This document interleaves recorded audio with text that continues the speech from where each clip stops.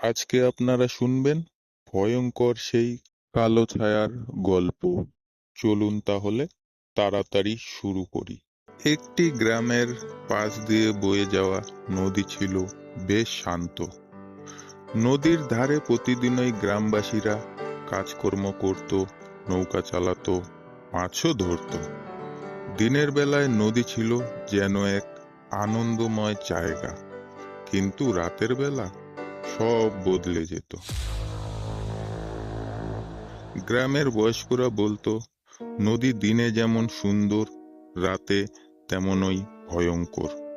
বিশেষ করে এক জায়গা ছিল যেখানে রাতের বেলা কেউ যেতে সাহস করত না। সে জায়গাটা ছিল নদীর এক বাঁক। সে বাঁকে বহু লোকের নৌকা উল্টে গিয়ে নদীতে তলিয়ে গেছে। এ জায়গাটা ঘিরে গ্রামের মধ্যে একটা ভীতি কাজ করত। কেউ বলতো ওখানে একটা অভিশাপ আছে, কেউ বলতো ভূত। রাতের বেলায় নৌকা চালাতে সাহস করতেন একমাত্র কাশেম মাঝি। তিনি ছিলেন বয়সে প্রবীণ কিন্তু শক্তিমতী। বহু বছর ধরে তিনি নদী পারাপার করেছেন আর তার জীবনে বহু ঝড়ঝাপটাও পেরিয়ে এসেছেন।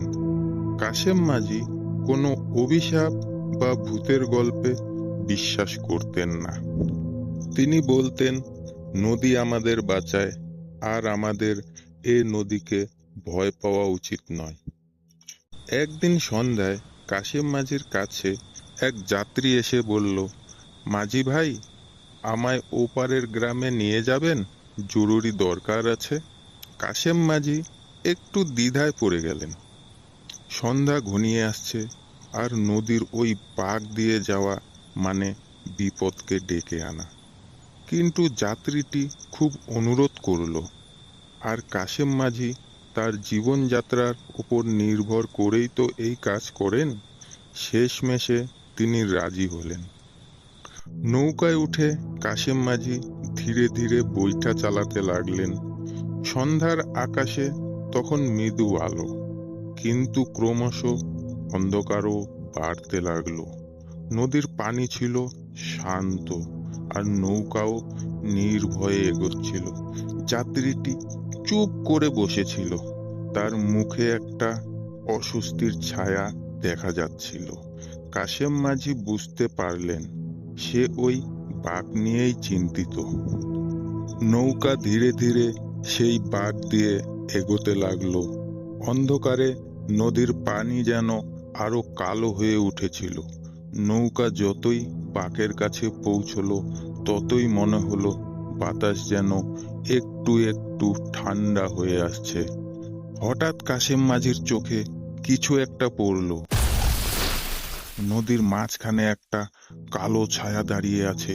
তিনি ভাবলেন, এটা নিশ্চয়ই তার চোখের ভুল। কিন্তু যখন লোকটি আরো কাছাকাছি এলো, তিনি স্পষ্ট দেখতে পেলেন সেটা কোনো কল্পনা নয়। নদীর মাঝখানে এক ছায়া মূর্তি দাঁড়িয়ে আছে, যার কোনো মুখ নেই, কেবল অন্ধকারে মোড়ানো। কাশেম মাঝির শরীরের রক্ত হিম হয়ে গেল। যাত্রীটি তখনও কিছু দেখতে পায়নি, কিন্তু কাশেম মাঝি জানতেন কিছু একটা খুবই অস্বাভাবিক হচ্ছে। তিনি দ্রুত বৈঠা চালাতে চেষ্টা করলেন, কিন্তু আশ্চর্যজনকভাবে নৌকোটি যেন আটকে গেল। নদীর পানি যেন নৌকাকে টেনে নিচ্ছিল। কালো ছায়াটি ধীরে ধীরে তাদের দিকে এগিয়ে আসতে শুরু করলো। কাশেম মাঝি চেষ্টা করলেন নৌকা চালাতে, কিন্তু নৌকা কোনোভাবেই নড়ছিল না। যাত্রীটি তখন হঠাৎ করে সেই ছায়া মূর্তিটিকে দেখতে পেয়ে গেল। সে চিৎকার করে উঠল, মাঝি ভাই, কি হচ্ছে এটা? কাশেম মাঝি কিছু বলার আগেই ছায়া মূর্তিটি হঠাৎ করে নৌকার একেবারে কাছাকাছি চলে এলো। তার থেকে এক হিম শীতল বাতাস বেরোচ্ছিল, যা পুরো নৌকাকে ঢেকে ফেলল। কাশেম মাঝি আর যাত্রী দুজনেই আতঙ্কে জমে গেল। কাশেম মাঝি বুঝতে পারলেন তারা ভূতের কবলে পড়েছেন। মুহূর্তের মধ্যেই ছায়ামূর্তিটি নৌকার ওপর ঝাঁপিয়ে পড়ল। পুরো নৌকাটি একেবারে কেঁপে উঠল।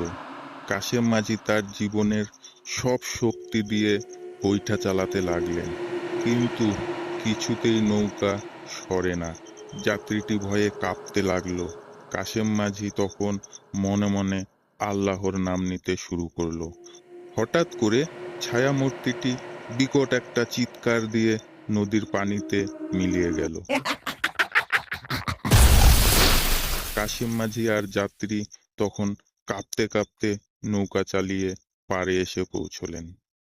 পাড়ে এসে তারা দুজনেই মাটিতে লুটিয়ে পড়লেন, যেন প্রাণ ফিরে পেয়েছেন। সেই রাতের পর থেকে কাশেম মাঝি আর কখনো সেই বাঁকের দিকে যাননি। গ্রামের সবাইকে বললেন, সত্যি ওখানে কিছু একটা আছে, যেটা মানুষের জীবন নিতে চায়। গ্রামের লোকেরা তখন আরো বেশি ভয়ে সেই জায়গা এড়িয়ে চলতে লাগলেন। কাশেম মাঝি, যিনি আগে ভূতের গল্প বিশ্বাস করতেন না, তিনি এখন বলতেন, নদী যেমন বাঁচাতে পারে তেমনি ভয়ঙ্করও হতে পারে। আমাদের গল্প যদি ভালো লাগে তাহলে অবশ্যই একটা লাইক এবং সাবস্ক্রাইব করে দেবেন। আপনাদের সহযোগিতা পেলে আমরা অবশ্যই চেষ্টা করব আরো ভালো এবং নিত্য নতুন গল্প আপনাদেরকে শোনানোর।